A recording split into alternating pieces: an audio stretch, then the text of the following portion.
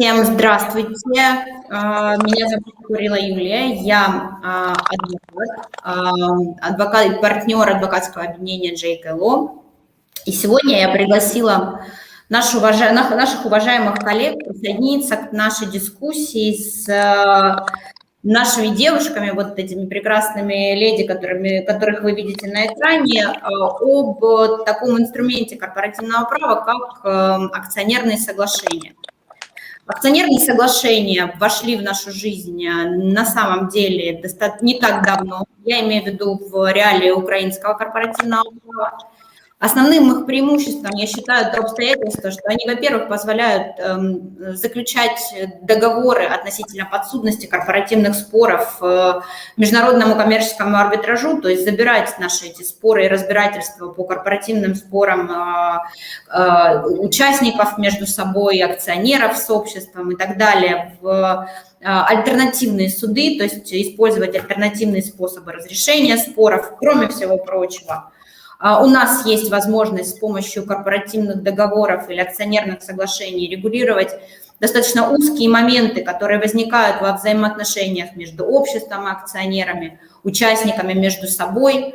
В частности, скажем так, в ситуациях, когда привлекаются инвестиции, когда в состав участников или акционеров входят акционеры с достаточно небольшим объемом, но тем не менее хотят непосредственно участвовать в управлении. То есть корпоративные соглашения, акционерные соглашения дают возможность миноритариям получать больше контроля, получать больше информации по поводу того, что происходит в обществе, а также само законодательство на сегодняшний момент дает нам возможность предусматривать штрафные санкции и другие негативные последствия нарушения тех обязательств, которые акционеры или участники берут на себя, заключая соответствующие соглашения.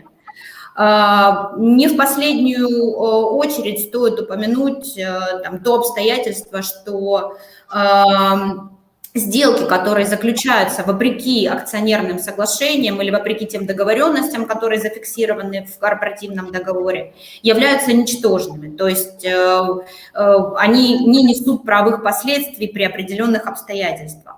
То есть мы говорим о том, что акционерные соглашения, корпоративные соглашения являются достаточно эффективным инструментом, тем не менее, анализ обычной судебной практики показал, что в настоящий момент нету как таковых споров, касающихся этих соглашений. Их минимальное количество, там до конца 2020 года несколько споров дошли лишь до суда первой инстанции, сейчас они, вероятно, в суде апелляционной инстанции, и касаются в большей степени признания таких договоров недействительными, не имеется в виду корпоративных или акционерных соглашений по определенным обстоятельствам. Я пригласила присоединиться ко мне сегодня наших коллег из, скажем так, есть такое общее название страны с развитой экономикой и развитым правом. И мои коллеги, они практикующие юристы, поделятся своим опытом по поводу того, как именно работают акционерные соглашения, как они помогают, в каких случаях они релевантны. Ну и на мой взгляд, самое такое узкое горло, такое тонкое горлышко этих всех вопросов – возможность принудительного исполнения акционерных соглашений, которые заключаются акционерами. То есть, собственно говоря, то, на чем фокусируются юристы, проектируя эти договоры. Я представлю сейчас наших уважаемых спикеров, которые расскажут о том, как они работают. Но прежде всего хочу сказать, что наш сегодняшний вебинар будет происходить в режиме bilingual. У нас есть докладчики или спикеры, которые говорят по-русски и докладывают свою презентацию на русском. У нас есть спикеры, которые говорят по-английски и, соответственно, докладывают по-английски. Я надеюсь, что аудитории будет интересно и тот, и другой вариант. И поскольку наше время в эфире достаточно ограничено, я понимаю, что, возможно, будут вопросы. Я предлагаю их в чате, в комментах задавать. И по возможности наши спикеры будут реагировать на них, ну или же там, с помощью организаторов этого вебинара мы в каких-то приватных сообщениях, а может быть в каком-то чате, который в последующем создадим, попытаемся ответить на те вопросы, которые мы сейчас будем освещать, или те, которые возникнут у уважаемых коллег по поводу того, что они услышат. Итак, я хотела представить нашего первого докладчика, это Изольда Беридзе. Изольда вообще находится в уникальной позиции, на мой взгляд. Во-первых, Изольда получила образование в Украине и, соответственно, является украинским дипломированным юристом. Помимо всего прочего, она магистр права в Швейцарии, в настоящий момент проходит практику и готовится к сдаче адвокатского экзамена. Но ее уникальность как раз состоит в том, что у нее есть возможность смотреть на те процессы, которые происходят в корпоративном праве, ну, не сколько в контексте сравнения, ведь по большому счету она достаточно давно уже живет в Швейцарии и работает по швейцарскому праву, а просто понимая, скажем так, основы и культуру нашу, украинские реалии, там, восточноевропейские реалии, наверное, имеет возможность, скажем так, на эту ситуацию посмотреть более комплексно. So our second speaker is Stephanie. She's a managing associate in Mission Private. I've met Stephanie I don't know, maybe a couple of years ago. On several occasions, we've met at the conferences and different venues. So I know she's also in a unique position because she speaks Russian, and that is because her scope of interest, and she's got clientele from the CIS countries and Ukraine in particular. So she represents individuals and corporate clients, which are involved in business and various personal disputes before English High Court and commercial arbitration. So she's keen on corporate law, and at this moment she's keen to share her experience, her recent experience in corporate disputes involving shareholders agreement. Our next speaker is Konstantina. She's a senior associate at Michael Cipriano. She is from Cyprus. And Konstantina was so kind to step in last moment instead of her colleague Marina. Marina was announced as a speaker tonight, but unfortunately, for personal reasons, she cannot join us. Today, Konstantina specializes actually in asset tracing and recovery, cross-border commercial litigation, corporate disputes involving shareholders disputes, and also focuses her expertise on clients from CIS countries, and in particular, Ukraine and other Eastern European countries. So, my introduction is over, and at this moment, I'm giving the floor to Izolda, and she's going to give us some overview of her jurisdiction. Изольда, я сейчас включу вашу презентацию, и the floor is yours. Please. Okay, Julia, thank you very much. I've prepared my presentation in Russian, so I will change to Russian now. I hope the most of you can understand that. Okay. Да, я прошу прощения, у меня что-то как-то не очень включается. Вы начинаете, а я подключусь. It's okay. Хорошо. Как всегда, начнем с дефиниции. В общем, акционерные соглашения в Швейцарии представляют собой некий вид договора между настоящими или будущими акционерами одного или нескольких акционерных обществ. Такой договор в Швейцарии заключается по многим причинам. Таковыми являются, например, обязательства к учреждению или реструктуризации акционерного общества, фиксация или реорганизация соотношения долей акционеров, расширение прав или обязательств акционеров, закрепление обязательств по голосованию, исключение конкуренции, введение прав на приобретение акций, установление дополнительных обязательств по ответственности, обеспечение наследования предприятия и так далее. Само акционерное общество, как правило, в Швейцарии не может быть стороной такого соглашения. Поэтому оно обязывает только лишь акционеров. Что это означает? Это означает, что решения, принятые акционерным обществом, остаются действительными, несмотря на то, что они могут нарушать акционерные соглашения.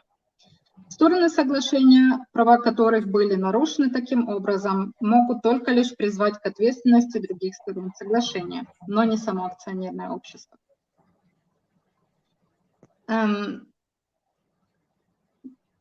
Презентации все еще нет? Хорошо. Перейдем к следующему слайду мысленно. Акционерные соглашения в Швейцарии не регулируются законом. Вы не найдете ни одного слова о акционерных сообщениях в законодательстве Швейцарии. То есть суды и органы рассматривают их либо как отдельный вид договора, например, поручение, либо же как комбинацию таких разных договоров, либо же как простое общество, в зависимости от содержания конкретного соглашения. Если, например, если сторонами соглашения преследуется общая цель с помощью общих средств и усилий акционеров, то это соглашение будет регулироваться правом простого общества. Если же каждая из сторон соглашения намеревается удовлетворить только свои личные интересы, то перед нами соглашение, в котором будет применяться право отдельных договоров или же их комбинация. Следующий слайд. Несмотря на то, что такие соглашения довольно популярны в Швейцарии, имеется немного судебных решений на эту тему. Это связано с тем, что многие акционеры Швейцарии предпочитают не разглашать свои отношения между собой, поэтому, как правило, это их побуждает к внесудебному разрешению конфликтов. Исполнение обязательств. Супер. Это у нас 4-й слайд будет сейчас. Да, спасибо. Исполнение обязательств в рамках акционерного соглашения связано со многими трудностями. Часто невозможно возобновить то состояние, которое было до нарушения соглашения. Поэтому иск об исполнении договора или определение суда об обеспечении иска часто не приносят большой пользы сторонам соглашения. Возмещение ущерба, как правило, тоже не представляет собой удовлетворительный вариант для сторон соглашения по причине сложной доказуемости или же в силу того, что стороны в первую очередь все-таки заинтересованы в исполнении соглашения. Кроме того, сторона, подающая иск на возмещение ущерба, должна доказать наличие ущерба, его точную сумму и причинную связь. В рамках акционерного соглашения это задача, требующая особых усилий. Например, особенно сложно определить ущерб при нарушении условий голосования, при продаже акций третьим лицам в нарушение такого соглашения, или если стороны не выбрали определенного акционера в совет директоров. Что касается причинной связи, то ее доказуемость особенно сложна при нарушении условий о правах голоса. В таком случае судья обычно только тогда признает причинную связь, если вследствие нарушения соглашения решение общего собрания противоречит интересам большинства сторон соглашения. Перейдем к следующему слайду. Окей. Особое внимание мы уделим исполнению пунктов соглашения о правах голоса. Что касается этих пунктов договора, то стороны часто пользуются предусмотрительными мерами, которые может назначить суд. Для этого сторона соглашения должна привести достаточные основания для суда, для угрозы нарушения, и что это нарушение повлечет за собой неисправимые негативные последствия. Если сторона хочет ускорить принятие решения судом, то она дополнительно должна привести достаточные основания для особой неотложности дела.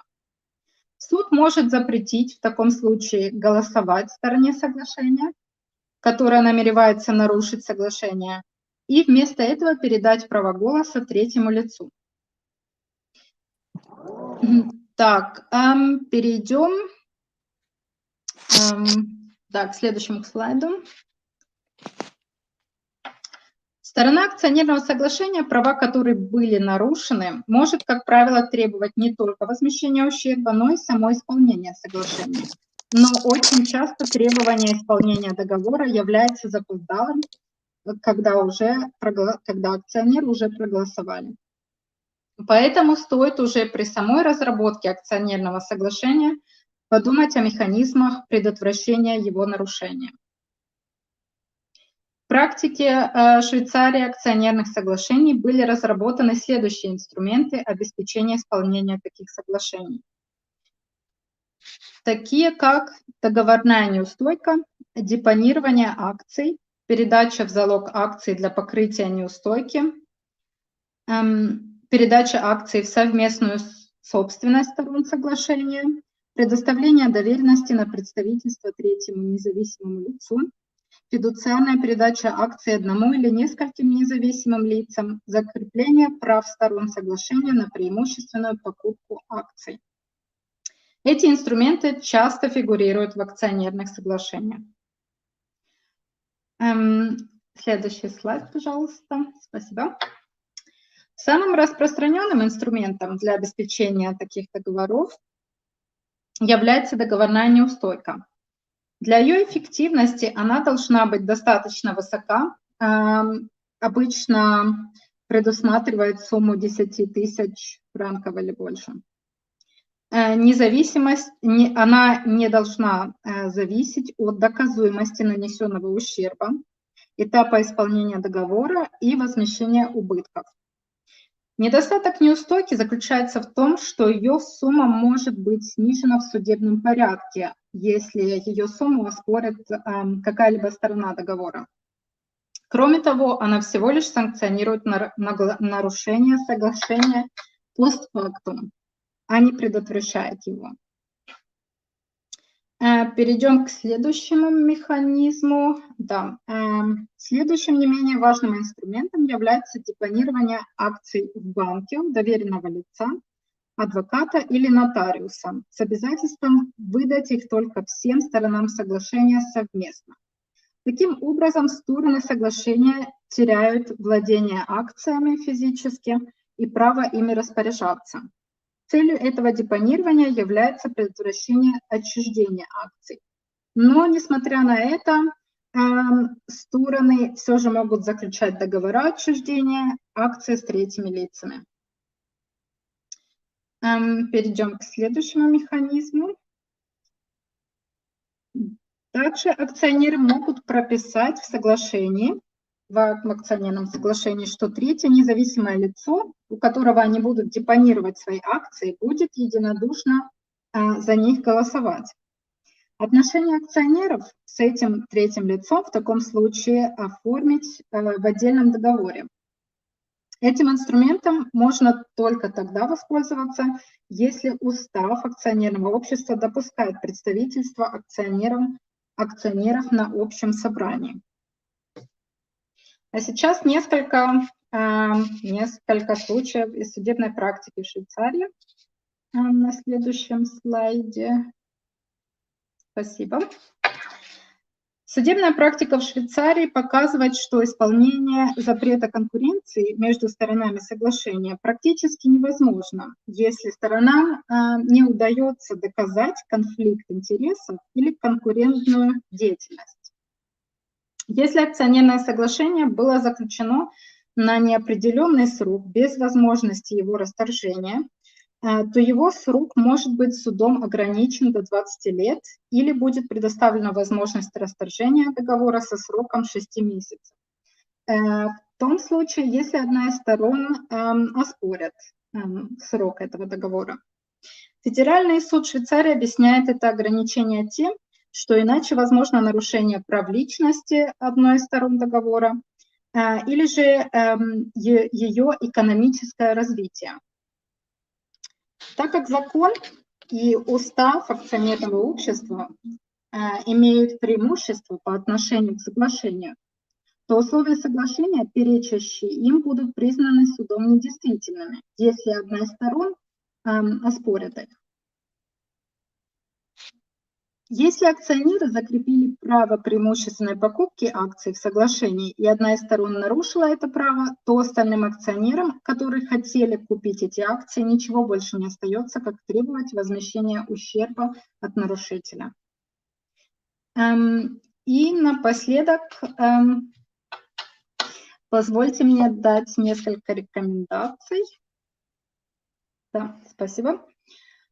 Которые помогут избежать многих проблем при возникновении конфликтов между сторонами акционерного соглашения.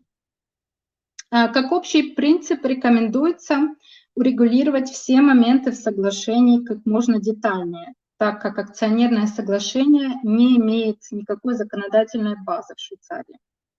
При толковании соглашения суд пытается определить интересы и желания сторон в момент его заключения. Это задание ему намного облегчит преамбула в соглашении, где стороны предусмотрят все обстоятельства дела, а также мотивы и цели заключения договора. Также не менее важно прописать в соглашении сальваторскую оговорку, которая сохранит действие соглашения, если какие-либо его пункты будут позже признаны недействительными или ничтожными. У меня все. Огромное спасибо за ваше внимание.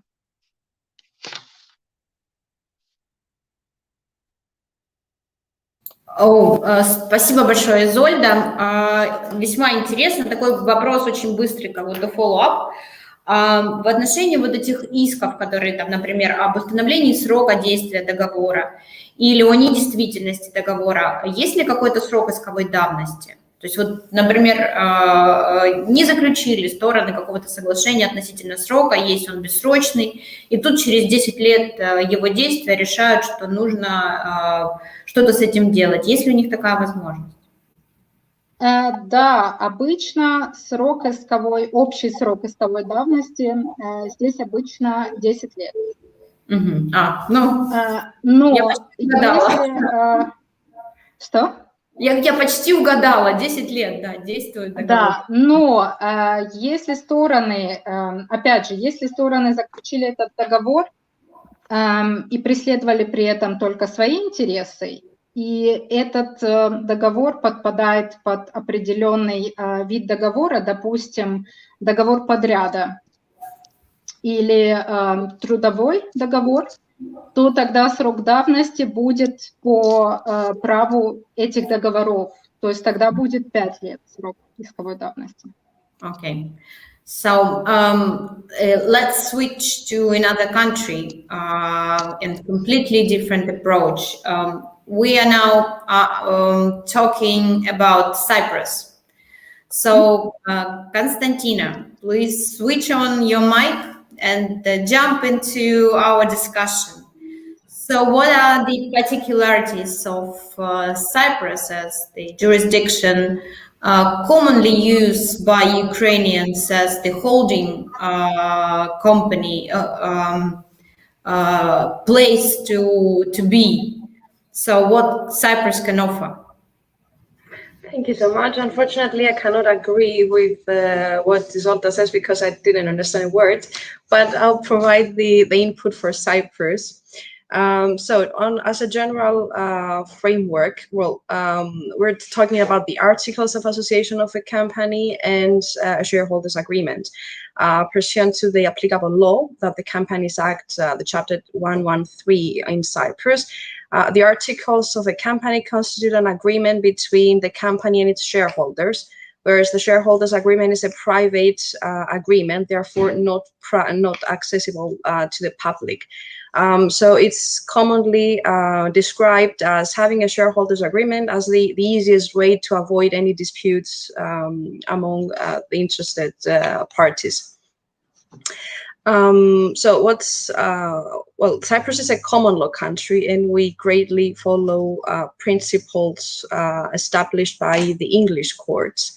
So I will mostly refer to principles of English courts as to what I refer. Shareholders agreements have been described as creating personal obligations of the shareholders and are not a regulation, do not become a regulation of the company as such. Now, as to the content and what obligations a shareholders agreement can cover, this range to regulating the board, for example, whose instructions will be followed, nominating directors, nominating alternate directors, the duration of their appointments, what happens in cases of a deadlock, when you have a 50-50% shareholding, so what happens next? For instance, a common practice is to appoint a third party that will bind both shareholders. What happens in relation to minority rights? What happens for the reserved matters? This is a commonly used area in shareholders' agreements. Then this commonly relates to the change of the articles of association, the business transactions, how shares are controlled, how the assets of the company are controlled. So this is a very critical aspect of the shareholders agreement.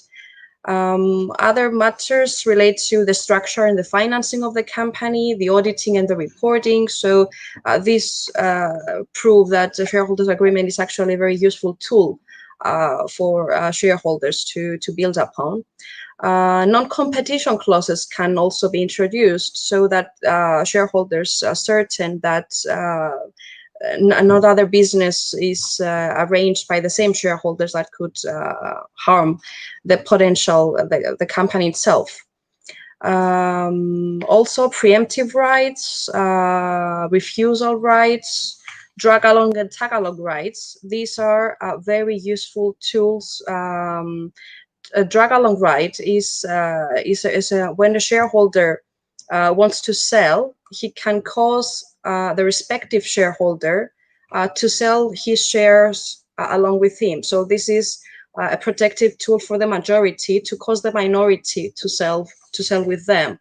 Whereas a tag along right, it entitles the minority to participate in a sale that's initiated by the majority shareholder. And also other information rights or intellectual property rights. So all these things can be a subject matter of a shareholders agreement. So of particular interest in terms of case law and the common problems that arise. Of course, each agreement as an agreement has a governing law and a dispute resolution clause. Lately, out-of-court tools are promoted. For example, arbitration, which is a private mode of resolving disputes out of courts, is commonly chosen by clients. Issues of confidentiality. And of course, the most common question that arises is the issue of prevalence. What prevails, the shareholders agreement or the articles of association? So as we said, the shareholders agreement governs the relationship among shareholders. And any term of the shareholders agreement that may be seen as contravening or violating a statutory provision is seen as invalid and therefore unenforceable.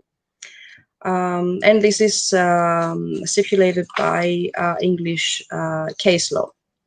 The terms of the shareholders agreement will prevail and have a superior effect among issues in relation to the shareholders. There is the English case and the principle of Regiomatic of 1969, which basically said that if all shareholders consent to something, then this has the effect, a binding effect, as if a resolution was made in a general meeting.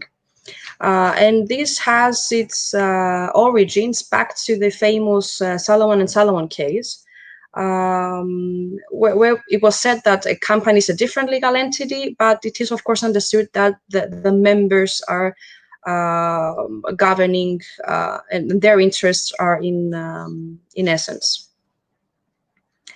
But what is important is to have unanimity, and this is something that may cause a lot of issues in courts, where you need to prove if indeed the shareholders did consent to what is in essence, and if any issues of uncertainty arise as to the interpretation. Of course, a shareholders agreement is a contract, so what the courts will look at when interpreting a contract are the usual rules of contractual interpretation as English and Cyprus law have developed. As to the way to secure a shareholder's rights in case of a shareholders agreement breach, of course, the best way forward is to incorporate any provisions in the Articles of Association. So this can be done by, of course, a special resolution. Because as a matter of legal interpretation, the articles prevail in relation to the matters governing the company, but the shareholders shall use their voting rights in order to amend the articles, remove any inconsistencies, and be sure that there's no inconsistency as to what shall govern any matter. Issues will arise if a new shareholder doesn't sign the shareholders agreement. It may be seen that the shareholders agreement has been abandoned, and I will refer in a moment in a case that we handled in our office, in which very interesting questions arose. As to the judicial measures available, of course, if there's an urgent matter that has to be dealt with, a shareholder whose rights have been violated may apply to the court for an injunction. That's an interim order prohibiting any further violation of the shareholders agreement in order to secure the so-called status quo, that is the current state of affairs. Of course, in the context of a general claim, a shareholder can seek damages or even specific performance, because a contract has the remedies that may be associated with any contractual remedies. I will refer now to two quite interesting cases that our firm handled that I believe raised the common questions of potential of clients and interested persons in building relationships through shareholders agreement. So there was a case that there was an asset in Russia, an oil refinery in particular, and obviously the asset was held through company. One of the companies was in Cyprus. So a change of shareholding occurred, and interim proceedings were taken in Cyprus in support of arbitration proceedings abroad. The issue was whether indeed there were two shareholders agreements. So the issue was whether the second company that held the shares was indeed bound by the second shareholder agreement because it didn't sign it.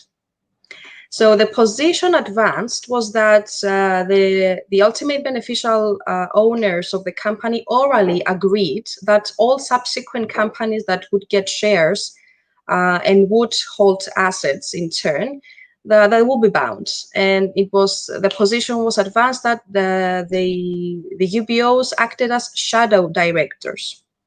So the question that the court was asked to answer for purposes of the interim proceedings in Cyprus was whether indeed the company, the Cyprus company, was bound by the shareholders' agreement, and of course, if the arbitration that was initiated, if the proceeding in Cyprus would actually support it.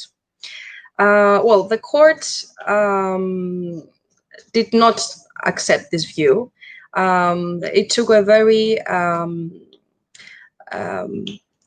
more straightforward line in terms of saying that because the arbitration agreement, which was included in the shareholders agreement, was not signed, then it wasn't seen that the company was bound by the arbitration clause. And therefore, the interim orders were held as not, that could not be rendered absolute, because exactly the court did not accept that the company entered into the second shareholders agreement without actually entering into it. And another case that we were involved in, again with Ukrainian companies involved, we used to act for the majority shareholder. And in this case, the issue that arose was whether powers of attorney that were issued for the removal of one of the directors was actually valid. There were issues of embezzlement of funds, and the director in issue was actually one of the minority ultimate beneficial owners. So the minority said that there was an issue of a conflict between the UBOs and did not accept his removal. So there was a clear case of conflict here, because the Articles of Association provided for 75% support from a shareholder in relation to reserved matters, one of which was the removal and appointment of directors, whereas the shareholders agreement provided for 100% support of these. So the matter did not reach courts, but the approach taken on our behalf was that the powers of attorney were issued in accordance with the Articles of Association. However, there may be a breach of the shareholders agreement, and we had to ascertain towards the clients that in this case, the shareholders agreement gives personal rights for a shareholder to claim, not for the company, because issues of reflective loss may arise. So a loss that is suffered by the company is not for the shareholder personally for him to commence proceedings in courts. Well, of course, as you said, shareholders agreements are one of the most important things. And as a matter of strategy, I think it's very important for clients to build their businesses having in mind that a potential dispute will arise at some point. So this kind of agreement is a private agreement and can regulate matters quite efficiently. Thank you so much. Thank you very much. It was an interesting overview. Stephanie, the floor is yours. Some notions of common law system and common law approach to the shareholders agreement, Konstantina has already, let's say, enlightened. Would you share some interesting cases with us? What can you add, actually? Yeah, of course. So firstly, can you hear me okay? Yes, excellent. Okay. Well, Julia, thank you so much for organising this. Thank you for inviting me to join you. Thank you to Isolde and Konstantina for your presentations. Konstantina, you did a much better job than I could do of touching on the key points of English law. So thank you for that. It's some things I wanted to touch on in this discussion really relate to 3 points. So the nature of a shareholders agreement, and I just wanted to make some comments in addition to what Konstantina has helpfully already presented. What remedies are there under English law and that we see as English lawyers for breaches of a shareholders agreement? And I did want to touch on one key case from last year from the Supreme Court in England. So I don't think there's any debate about where us as practitioners come from, where we most see shareholders agreements appearing. As a disputes practitioner, I do a lot of disputes involving shareholders agreements and the relationship between shareholders. And so perhaps what I can add most usefully to this is that perspective. And without wanting to be crude, one way that I hear shareholders agreements talked about, which I think is helpful for clients to think about when they're considering entering into a shareholders agreement, is that relationships between business partners can be like, I don't know, a marriage, for example, and it often goes well, but it often goes wrong.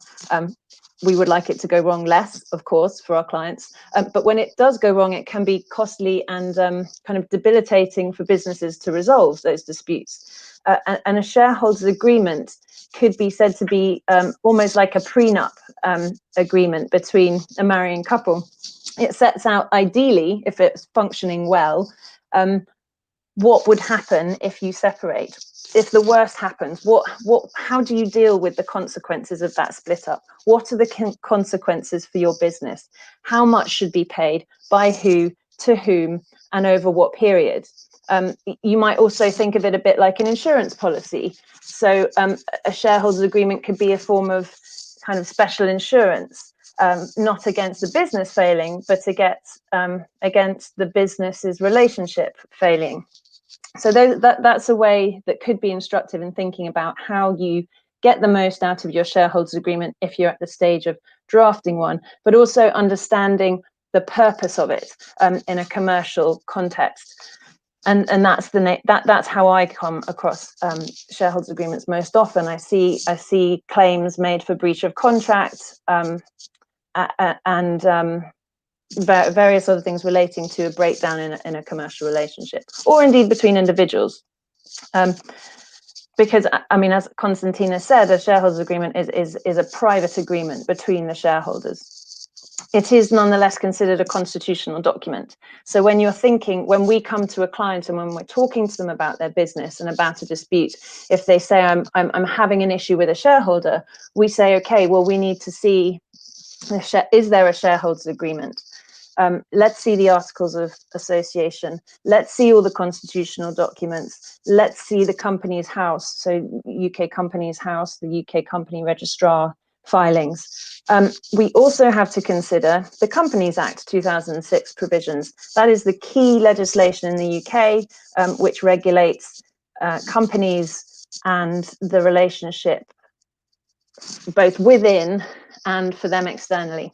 It's a pretty, I think, well-established and well-contained system in the UK. So the things that we would consider in relation to breaches of shareholders agreements in terms of legislation and law, obviously case law, because Britain is a common law country, just as Konstantina explained, Cyprus is. So we're thinking about breaches of contract actions. We're thinking about what the applicable rules are under the Companies Act 2006. We may also think about the Insolvency Act, and I will touch on that a bit later. So, I mean, one thing to say is there's no legal requirement for a shareholders agreement. It is optional.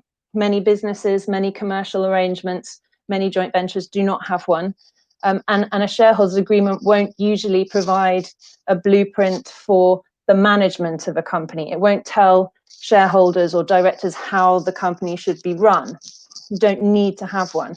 But, you know, as mentioned, a problem with not having a shareholders agreement may be that there's no mechanism for resolving a dispute between business owners or business partners when it occurs, which is not good for anyone. And at worst, in that situation, a business can be completely paralyzed.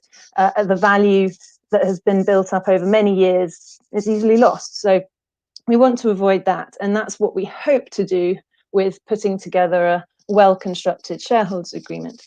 And I won't go over what Konstantina said, but I will echo, and I think the comparative point is interesting between Cyprus and England. There are, I would say, broadly 6 things that a shareholders agreement covers, although there's no mandatory, you don't have to include those in a shareholders agreement. And they are, broadly speaking, directors, who's on the board of the company and what level of agreement is required to appoint new directors. Information, what are the rights to information about the company's affairs? What are the duties of confidentiality in relation to it? Again, as Konstantina touched on. Restricted matters. Commonly, a shareholders agreement will list certain major issues, important key issues, you might call them, on which shareholders must be either unanimous in a vote or, say, achieve a 75% majority vote before a decision on that issue can be taken. So, for example, issuing new shares and major capital expenditure are a couple of examples. And again, that's parallel with Cypriot law for reasons that Konstantina's explained. Then another key thing that's included in shareholders agreement is the exit. So how will shareholders exit, or what will happen if and when one wants to exit the business, one dies, one's critically ill, or in fact, if they stop pulling their weight, if they breach duties, for example. So a shareholders agreement will deal with, ideally, what happens in that situation, what happens to that departing shareholder's share in the business, how it's valued and how it's paid for. Then dividends are another key area that you see in shareholders agreements, and they will set expectations. The shareholders agreement will set expectations about the degree of profit that will be distributed to members of the business, shareholders, when profit will be distributed, how much, and what, if any, of it will be put back into the business. And then Konstantina already touched on restrictive covenants and non-compete, that area, but that's another key area, I think, in a shareholders agreement. A good shareholders agreement imposes restrictions on shareholders it restricts shareholders from damaging the goodwill, if you like, of the company, and that can relate to any area of what they might be doing in their daily life. It might be non-solicitation of others clause. It might be not competing with others. It might be don't be involved in businesses and relationships which undermine the purpose of the company. So those are broadly the areas that I think are most important and that come up as the subject of disputes in the disputes that I see relating to shareholders agreements. In terms of remedies, there are 3 methods, I think. Well, there are principally 3 methods which shareholders, and especially minority shareholders, can use to vindicate their rights under a shareholders agreement in the UK. Number 1 is presenting an unfair prejudice petition, and that's under section 994 of the Companies Act 2006. Under that provision, a member of a company can petition for relief if there has been a wrong.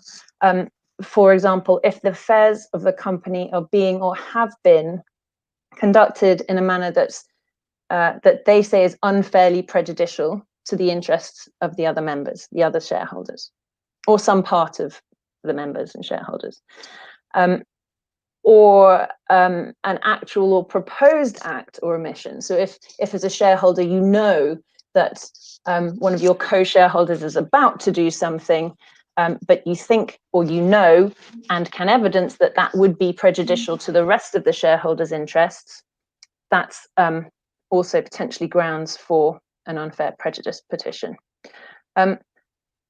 and then you would get an order. You would make the petition to court and you would get an order. The most common order is for the shares of the petitioning shareholder to be bought by the other members of the company, or in rare cases, by the company itself. These are difficult claims. We don't see them often. So that's number one. Number two would be a statutory derivative claim that can be brought by members, so shareholders of the company. And this is under Part 11 of the Companies Act 2006. And this is a claim, it's called a derivative claim. It's a claim brought or continued by a shareholder on behalf of the company in relation to a breach of duty by a director, ordinarily. So the individual, the member, the shareholder submitting a statutory derivative claim is doing that on behalf of the company. And so therefore, you know, if you're in that territory, if you're in that context, you have to think carefully about who would fund such a claim and where any recoveries would go, to whom they would go. Now, again, it's not a commonly seen.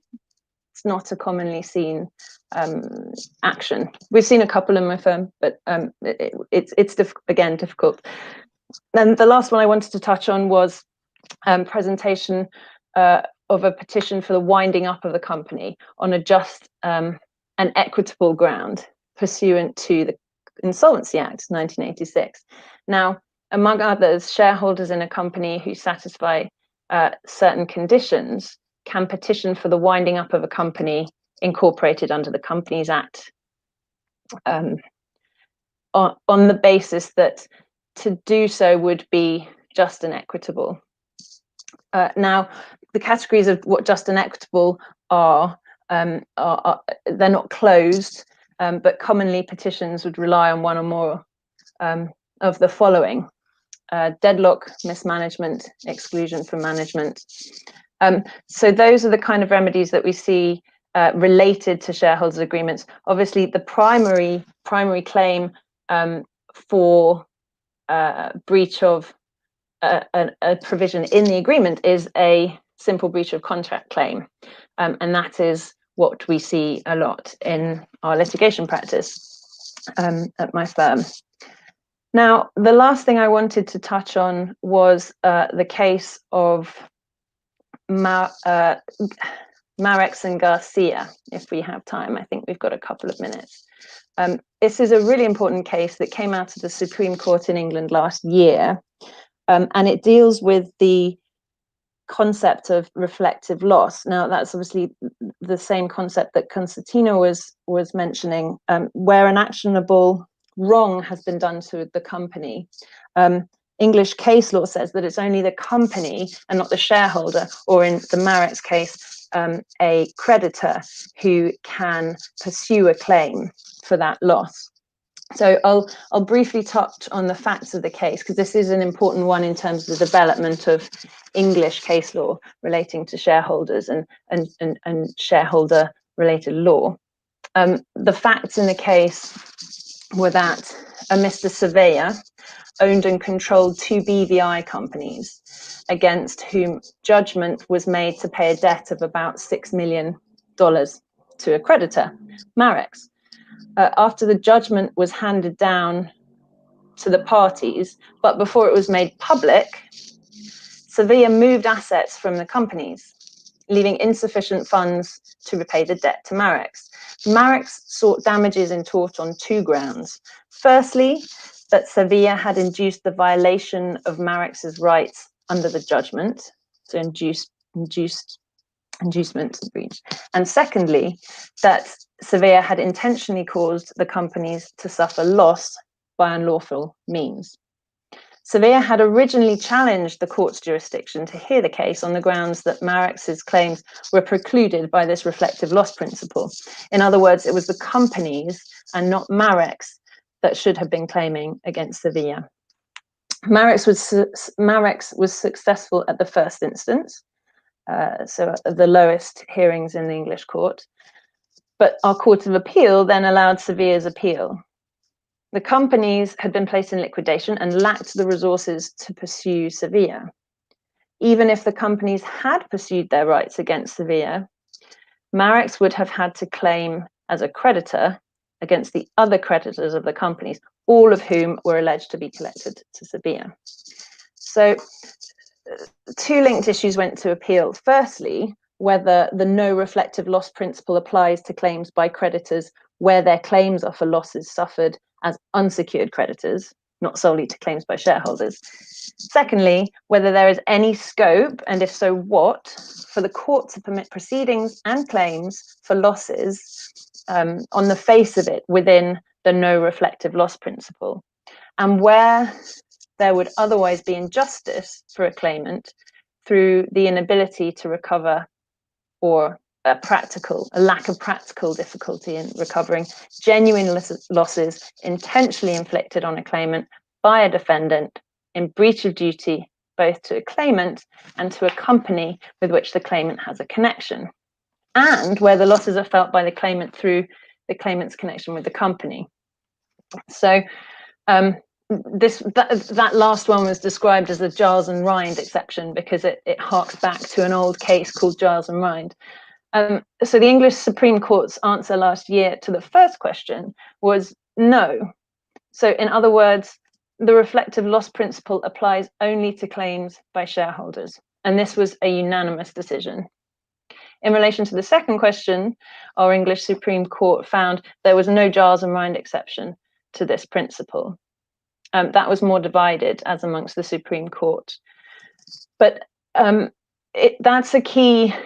is a key case for all of us practicing as disputes lawyers in the arena that we do, where we see shareholders' agreements and breaches of contract in relation to them, because inevitably, and often in the structures that we see our clients set up, and that then generate disputes unwillingly and obviously undesirably, that issue of reflective loss comes up a lot came up a lot, thankfully, hopefully will come up less so now, because of the necessarily interrelatedness of the entities through which individuals hold interests in a corporate group. You very frequently see a shareholder or a creditor wanting to bring a claim for a company in relation to a company that has been wronged, and and he might be a 90%, they might be a 90%, 95%, 100% shareholder in that company. So the reflective loss principle was really a common thing that people would use tactically to cause problems in disputes, and hopefully we'll see that position smoothed out more somewhat for clients. So with that, I will wrap up and hand back to you, Julia. Okay, so I've got common questions for you girls. It requires, just a quick reflection. There is an option in Ukrainian law to make a shareholder agreement and to include creditors of a company to be a part of such agreement. Is there such an option in your jurisdiction? Isolda, what about Switzerland? I must say I didn't quite understand the question. So the Ukrainian lawmakers want to give the opportunity to creditors to become parties of such agreements? Yeah, so it provides that this agreement may also cover the relations between shareholders of a company and the company's creditors. So it induces the shareholders to procure the company to act in a certain way to secure the creditor's right, for example. So it is something new. It emerged in a recent alteration into legislation that they've got, which regulates the shareholders agreement. So do you have such concept in your countries, and does it work? So apparently, I think in Switzerland there is no such option. Well, in Switzerland, as I said, these agreements, they are not regulated by law. So theoretically, you could include everything in such agreement. Even this kind of relationships, I think it's possible to include. in shareholders agreements, but nowadays they are not so common here. Okay. So, Konstantina, what about Cyprus? Well, to be honest, that's a surprise question for me as well. Well, I've not seen it in practice, but what I would say is that, well, of course, shareholders can regulate issues relating to creditors and how they wish to deal with them, issues in relation to whether they will settle with a creditor or what happens with any creditor claims arising. But to be honest, having a creditor as a party to it, I think it's a bit complicating matters, and I'm not sure if it's the subject matter of the shareholders agreement itself. So to be honest, I've not seen it, but of course we may see it in future, and I will update you if the matter has any judicial interpretation as well. Thank you. Stephanie, what about the UK and English law? Does it provide such an option, or is it common?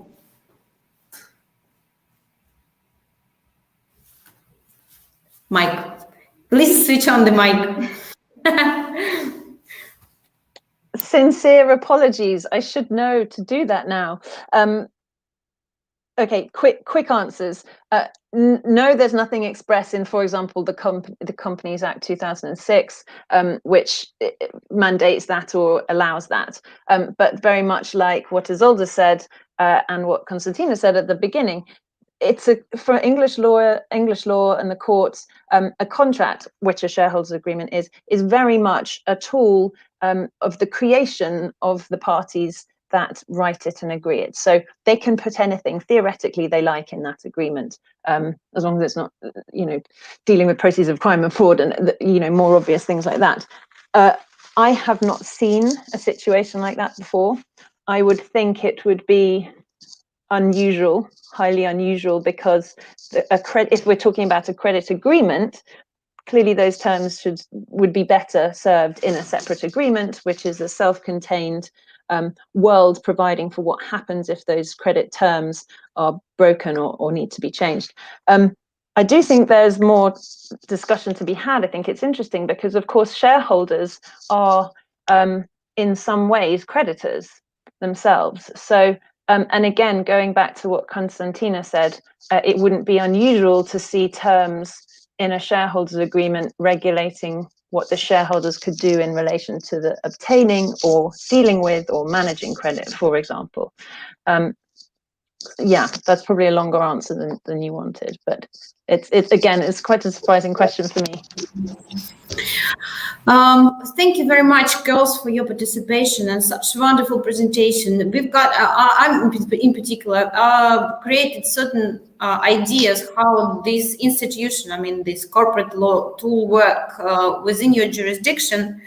Hopefully, either we develop our experience based on well-established practice of developed countries and economies, or we'll choose another way, which is unlucky, or as usual, we will go to your jurisdiction and set up the agreements based on something that you already learned and know how to do.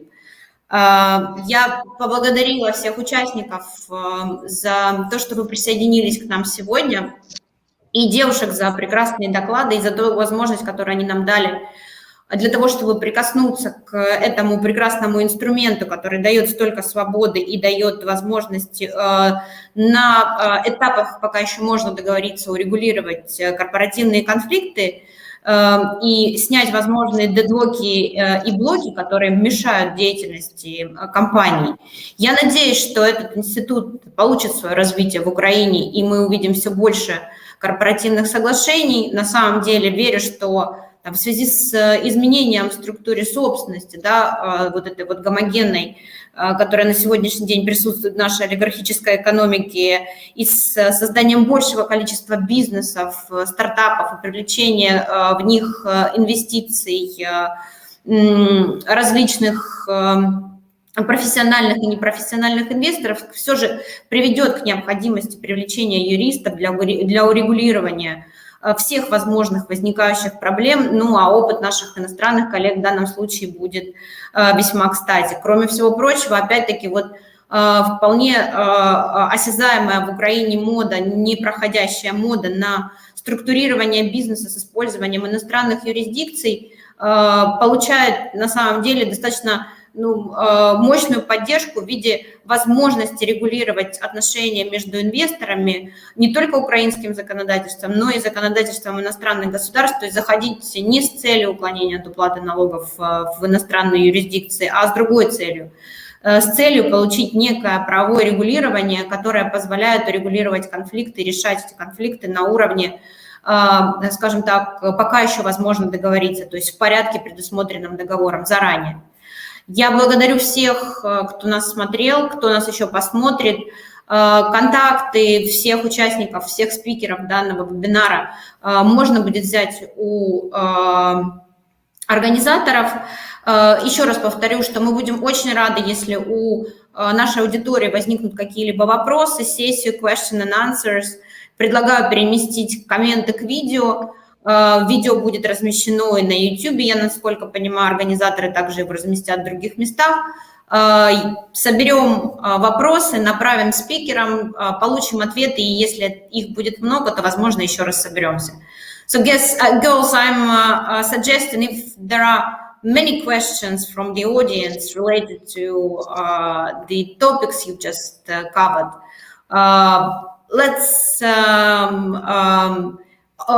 let's meet up again and probably give the answers to those questions, or probably shed some light on other issues of corporate law which might be of interest for our audience. So thank you very much for your input. I'm very glad to meet with you and meet with someone who I know personally again. See you next time. До свидания. Всем спасибо. Thank you very До much. свидания. Большое спасибо.